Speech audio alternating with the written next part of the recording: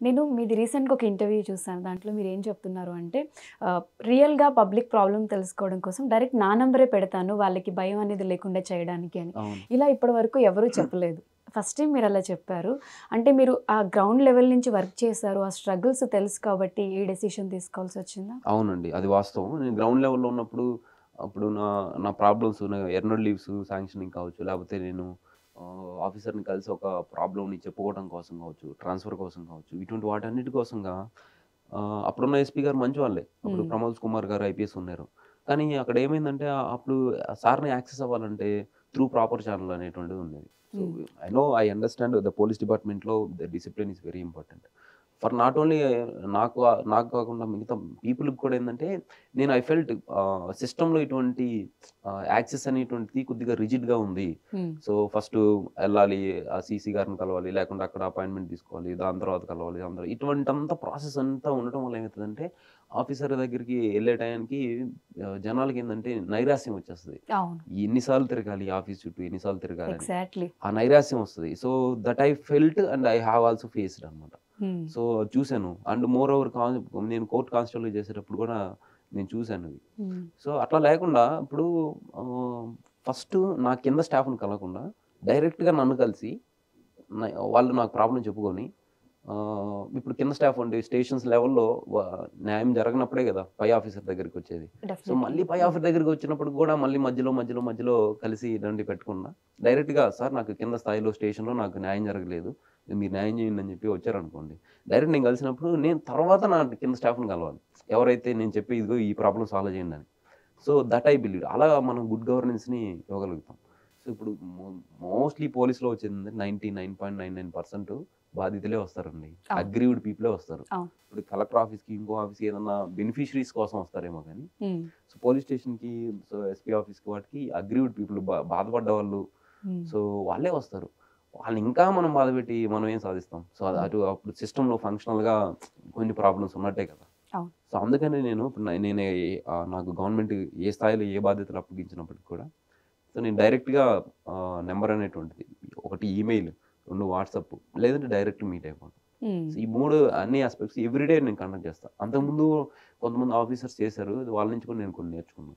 వాళ్ళేందంటే weekly once ప్రజా దర్బార్ అని అట్లా పెట్టి చేసేవాళ్ళు. సో, ఎంత బిజీ ఉన్నా గాని I will make time for that every days ప్రజా దర్బార్. So, okay. అలా చేయాలని అప్పటి నుంచి నాకు అనిపించింది. సో, హ్మ్. దట్ ఈస్ అందుకని ఈ డెసిషన్ తీసుకున్నాను. హ్మ్. బేసిక్‌గా మీరు మాట్లాడుతుంటే you are good at heart అనేది అర్థమవుతుంది. యాహ్! సో, ఇప్పుడు మీ దగ్గర పనిచేసే కానిస్టేబుల్‌ని, మీ కింద టీమ్‌ని మీరెలా లీడ్ చేయాలనుకుంటున్నారు? సో, బేసిక్‌గా పోలీస్ కానిస్టేబుల్స్ పోలీసు సిస్టమ్‌లో బయట నుంచి పర్సెప్షన్ ఏంటంటే అండి, వీళ్ళు లంచాలు తీసుకుంటారు, హ్మ్. వీళ్ళు కరుకుగా ఉంటారు, హ్మ్. అండ్ వీళ్ళు అంటే మానవత్వం లేకుండా ఉంటారు, అండ్ అన్ని లంచాలన్నీ తిని బొజ్జలు పెంచుతారు. అవును. ఇలా ఒక బేసిక్ నెగెటివ్ పర్సెప్షన్ ఉంది పబ్లిక్‌కి. హ్మ్. బట్ వెన్ యూ మీరు సిస్టమ్‌లోకి గనుక ఎంటర్ అయితే మీకు రియాలిటీ తెలుస్తది యాక్చువల్లీ. హ్మ్. సో, తీసుకుంటారు లంచాలు పోలీసోళ్ళు. కానీ అది అందరూ తీసుకోరు. కొంతమందే తీసుకుంటారు. హ్మ్. సో, దానివల్ల మొత్తం పోలీస్ డిపార్ట్‌మెంట్‌కి బ్యాడ్ నేమ్ వస్తది ఒకటి. రెండోదేంటంటే పోలీసోళ్ళు బొజ్జలు పెంచుతారంటారు కదా! హ్మ్. అది వాళ్ళు తిని చేసింది కాదు. పాపం వాళ్ళకి 24 గంటలు స్ట్రెస్ ఉంటదండి. ఆ! 24 అవర్స్ స్ట్రెస్ ఉంటది. పండగలు, పబ్బాలప్పుడు హ్మ్. పోలీసు స్టాఫ్ మొత్తం రోడ్ల మీద law and order security. Maintain security కోసం తిరుగుతా ఉంటారు. హ్మ్. అండ్ మిగతా పీపుల్ ఏమో పండగలు, పబ్బాలు చేసుకుంటూ ఎంజాయ్ చేస్తూ ఉంటారు. Even me take new year తీసుకోండి. న్యూ హ్మ్. ఇయర్ రోజు పోలీసులందరూ రోడ్ల మీద తిరుగుతారు. డ్యూటీ ఉంటారు. దీపావళి గావచ్చు, దసరా గావచ్చు, మెనీ థింగ్స్. హ్మ్. అది అట్లా స్ట్రెస్ ఉంటది. ఇంకోటేంటంటే పోలీస్ డ్యూటీలో ఒక చోట ఆఫీస్‌లో కూర్చొని చేసే ఉద్యోగం కాదది. హ్మ్. సో, నేను కోర్ట్ కానిస్టేబుల్‌గా చేశాను. సమన్స్ సర్వ్ చేశాను. బందోబస్తు డ్యూటీలు చేశాను. హ్మ్. తర్వాత సెక్యూరిటీ డ్యూటీస్ చేశాను. తర్వాత క్విక్ రియాక్షన్ టీమ్‌లో చేశాను. ఇలా ఇన్నిట్లో చేశాను. మీకు ఏ రోజు గూడా నేను 12 గంటలకి టైంకి అన్నం తిన్న సందర్భాలు చాలా తక్కువ. హ్మ్. అంటే వాళ్ళకి 2 గంటలకి, 3 గంటలకి. ఐ రిమెంబర్ ఒకసారి కిరణ్ కుమార్ రెడ్డి గారు సీఎంగా ఉన్నప్పుడు అప్పుడు మాకు ట్రైనింగ్‌లోనే మాకు డ్యూటీస్ ఏదో యేశారు. హ్మ్. కిరణ్ కుమార్ రెడ్డి గారు, రోసయ్య గారు ఉన్నప్పుడు. అయితే మార్నింగ్ మమ్మల్ని 3:00కి తీసుకెళ్లారండి. హ్మ్. సీఎం గారి బందోబస్తు కోసం. హ్మ్. 3:00కి తీసుకొనెళ్తే మేము సీఎం గారు అప్పుడు ఏదో సమ్‌హౌ డిలే అయ్యి మధ్యాహ్నం 2 గంటలకొచ్చారండి. హ్మ్. అప్పటి వరకు మేము ఆ రోడ్ మీద అట్లాగే నుంచొని ఉన్నాం.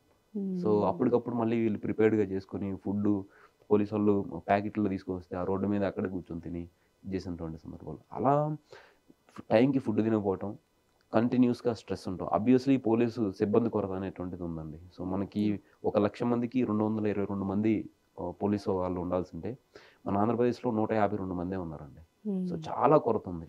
ఇలా మెనీ థింగ్స్, ఈ స్ట్రెస్, తర్వాత బయట పొల్యూషన్లో పనిచేయాలి, రోడ్డు మీద ఎక్కడ పడితే అక్కడ పనిచేయాలి. సో ఇది ఈ అన్నిటి వల్ల పోలీస్ సిస్టంలో ఫంక్షనల్గా చాలా ప్రాబ్లమ్స్ ఉన్నాయండి. సో ఈ ప్రాబ్లమ్స్ అన్నిటిని నేను గ్రౌండ్ లెవెల్లో ఫేస్ చేశాను కాబట్టి నేను బెటర్గా అండర్స్టాండ్ చేసుకొని దాన్ని స్ట్రీమ్లైన్ చేసి చేయగలుగుతాను.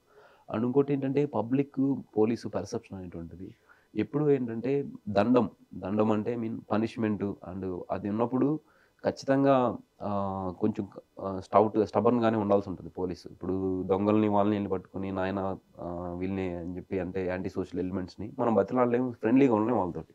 సో మనం కరుకుగానే ఉండాలి. కానీ ఏంటంటే ఆ కరుకుగా ఉండే దాంట్లో కూడా మనం దాన్ని డిఫరెన్షియేట్ చేయగలగాలి. ఇంకోటి ఏమవుతుందంటే ఎమోషనల్ ఇంటెలిజెన్స్ అనేటువంటిది డిస్ట్రాయ్ అయిపోతుంది పోలీస్కి.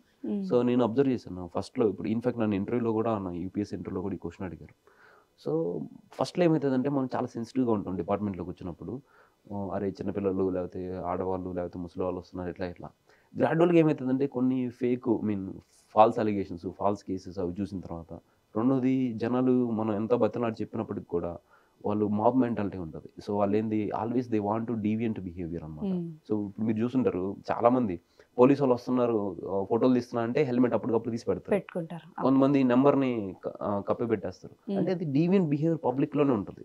సో అలా డీవియంట్ బిహేవియర్ వీళ్ళు ఎన్నిసార్లు చెప్పినా వినరు, వీళ్ళు పబ్లిక్ ఒబే చేయరు అనేటువంటి ఒక పర్సెప్షన్ అనేటువంటిది నెంబర్ ఆఫ్ టైమ్స్ రీట్రేట్ అవుతుంది.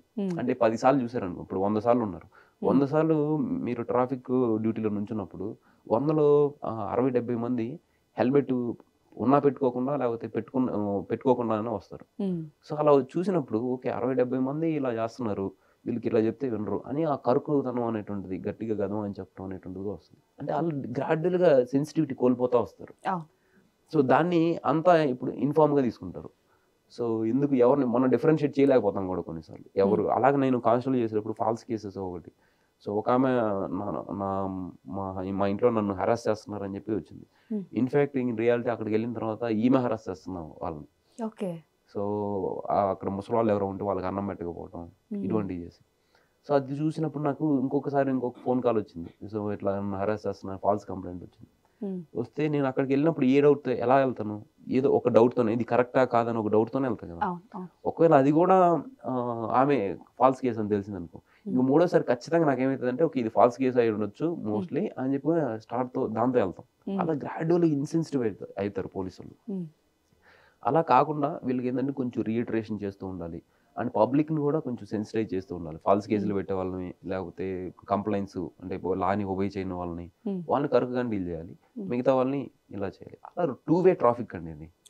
సో అలా చేస్తే మనం పోలీసు డిపార్ట్మెంట్ గ్రాస్ రూట్ లెవెల్లో ఉన్న వాటన్నిటిని ఎయిదర్ మీరు లీవ్స్ కావచ్చు, వీక్లీ ఆఫ్స్ కావచ్చు, లేకుంటే వాళ్ళకు ఉన్నటువంటి సర్వీస్ ప్రాబ్లమ్స్ కావచ్చు, ఈ హెల్త్ ఇష్యూస్ కావచ్చు, వాళ్ళ పిల్లలకి లోన్స్ కావచ్చు, పోలీస్ పిల్లలకి అంటే వీళ్ళకి వచ్చే శాలరీ తక్కువ ఉంటుందని 24/7 జాబ్ చేయాల్సి ఉంటుంది. సో ఇటువంటి ఇష్యూస్ కావచ్చు, టీఏడిఏ బిల్లు వాటికి సంబంధించి కావచ్చు, ఆఫీసర్ని ఈజీగా రీచ్ అయ్యి వాళ్ళ ప్రాబ్లం చెప్పుకోవడం కావచ్చు, అండ్ పబ్లిక్లో వీళ్ళకున్న ఇమేజ్ని టార్నిష్ చేయకుండా ఇది చేయడం, అంటే పొలిటికల్ ఇంటర్వెన్షన్ ఉండి పోలీసులకు అసలు వాల్యూ లేకుండా పోతుంది. సో ఇటువంటి అన్నిటిని నేను బెటర్ అండర్స్టాండ్ అండి గ్రాస్ రూట్ లెవెల్లో. వీటిని అర్థం చేసుకుని దానికి వెరీ ప్రాక్టికల్ సొల్యూషన్ నేను చేసి నా టీం నేను లీడ్ చేసుకోవాలని నాకు నా ఒపీనియన్. ఓకే. సో యాక్చువల్గా పోలీసులు అంటేనే కరప్షన్, వీళ్ళు డబ్బులు తీసుకుంటారు అనేది సామాన్యులకి వెళ్ళిపోయింది. అంటే ఏదైనా ప్రాబ్లం ఉన్నా కూడా పోలీస్ స్టేషన్కి వెళ్ళాలంటే భయపడే సిచ్యువేషన్ ఇవాళ మిడిల్ క్లాస్ పీపుల్కి వచ్చేసింది. సో ఆ కరప్షన్ని మీరు ఎలా కంట్రోల్ చేయాలనుకుంటున్నారు?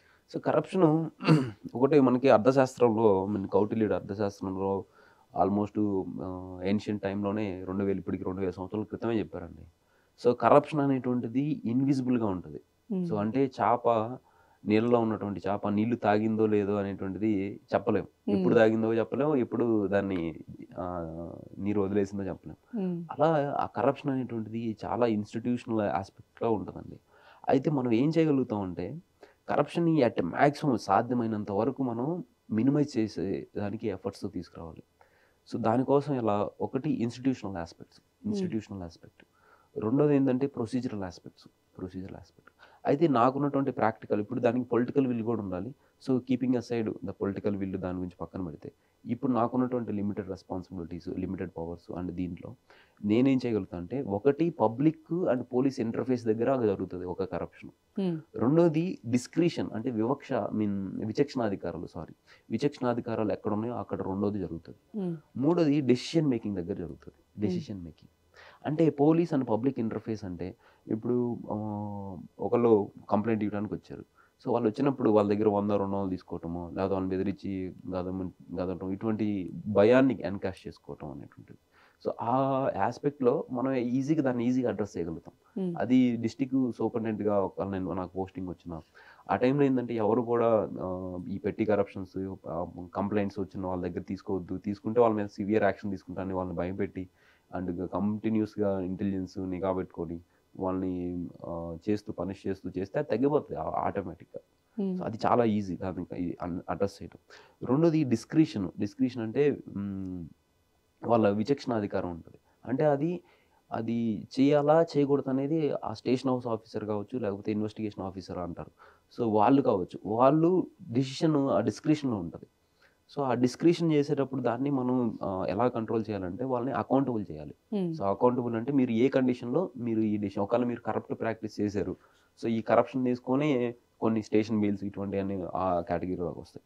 సో మీరు ఏ కండిషన్లో ఇలా చేశారు అండ్ వాట్ రీజన్ మీరు ఈ డెసిషన్ తీసుకున్నారని ఒక ఛార్జ్ మెమోస్ కనుక డిస్టిక్లో ఉన్నటువంటి వాళ్ళకి 2-3 మెమోస్ ఇస్తూ ఉంటే అది కూడా కంట్రోల్ అవుతుంది కొంతవరకు. సో దాని తర్వాత వస్తే మనకి డెసిషన్ మేకింగ్ సంబంధించినటువంటిది. సో ఈ డెసిషన్ మేకింగ్లో అనేటువంటిది దాన్ని కంట్రోల్ చేయడం చాలా కష్టం అండి. దాని తర్వాత ఇంకా హైయర్ లెవెల్లో పొలిటికల్ నెక్సెస్ అనేటువంటిది, పొలిటికల్ ఇంటర్వెన్షన్. సో వీటిని కంట్రోల్ చేయాలి అంటే that is in the hands of people అండి. So not in the hands of bureaucracy. ఎందుకనంటే మీరు మంచి నాయకులను ఎన్నుకున్నారనుకోండి, సో మంచి పబ్లిక్ సర్వీస్ ఓరియంటేషన్ ఉన్నటువంటి పొలిటీషియన్స్ వస్తారు. సో వాళ్ళేంటి ఈ హెల్దీ పొలిటికల్ ప్రెజరే పెడతారు, కానీ అన్హెల్దీ పొలిటికల్ ప్రెజర్ పెట్టరు. సో అలా దాన్ని అడ్రస్ చేయాలంటే మనకి జయప్రకాష్ నారాయణ గారు రాశారు. సో భవిష్య భారతం అనే బుక్ రాశారు. అంటే కంపైలేషన్ ఆఫ్ ఎడిటోరియల్స్ ఆయన రాసింది. దాంట్లో ఆయన ఏమంటారంటే, ఒకటి కరప్షన్ చేస్తూ దొరికినటువంటి ఆఫీషియల్స్ కావచ్చు, పొలిటీషియన్స్ కావచ్చు, వాళ్ళని ఇంకా బ్యూరోక్రసీలో అంటే ఆఫీసర్స్ చేస్తే బ్యూరోక్రసీలోంచి తీసేయాలి. 2 పొలిటీషియన్ చేస్తే ఇంకా ఆయన పొలిటికల్గా పోటీ చేయడానికి అనర్హుడిగా ప్రకటించాలి ఒకటి. రెండోది ఏంటంటే, ఈయన ఇన్అప్రోప్రియేట్గా సేకరించినటువంటి సంపాదించినటువంటి ఆస్తులు ఏవైతే ఉంటాయో వాటన్నిటిని గవర్నమెంట్కి అటాచ్ చేసేయాలి, గవర్నమెంట్కి ఇచ్చేసేయాలి. వాళ్ళ భవిష్యత్ తరాలు, వాళ్ళ పిల్లలు వాళ్ళు బినామీస్ చేసుకున్నది మొత్తం తీసేసుకోవాలి. సో అలా చేసినప్పుడు ఆటోమేటిక్గా భయం అనేటువంటి స్టార్ట్ అవుతుంది. అది పొలిటికల్ విల్లు ప్లస్ సిస్టమాటిక్ ఓవర్ హాలింగ్ దానివల్ల సాధ్యమవుతుంది. ఈవెన్ ఇప్పుడు కొంతమంది నన్ను సర్కాస్టికల్గా కూడా అంటుంటారు. సో ఇప్పుడు మీ సయ్య గారు అట్లా అన్నారని చెప్పి నువ్వు ఐపీఎస్ అయిపోయావు, రేపు పొలిటీషియన్స్ నిన్ను ఏదన్నా ఇన్సల్ట్ చేస్తే అట్లా ఏం చేస్తావు, పొలిటీషియన్ అవుతావు అంటే. సో ఇంకొకటి ఏంటంటే, పొలిటీషియన్స్ ఇప్పుడు మీరు ఎట్లా అన్నారు, రేపు పొలిటీషియన్ చెప్పిన మాట వినాల్సి వస్తుంది, పొలిటీషియన్స్ ఏం చెప్తారు చేస్తారు మీరు అని ఇంకొక కామెంట్ కూడా నేను వినడం అనేటువంటి జరిగింది. అయితే దానికి నేను చెప్పేది ఏంటంటే, not only me, the entire country is dancing according to the rules made by the politicians. So parliament చేసిన చట్టాలే కదా, ఇప్పుడు భారతీయ న్యాయ సంహిత కావచ్చు, మెనీ చట్టాలు, ఇన్కమ్ ట్యాక్స్ యాక్ట్, ఇవన్నీ పొలిటీషియన్స్ చేసినవే. Politicians are nothing but representatives of people. So మీరు ఎన్నుకున్న నాయకులే మిమ్మల్ని పరిపాలిస్తారు. సో అందుకని మీరు సక్రమంగా ఎన్నుకోండి, సక్రమైనటువంటి పొలిటీషియన్స్ వస్తారు, సక్రమైనటువంటి బ్యూరోక్రసీ ఉంటుంది. So that is my answer actually. Okay.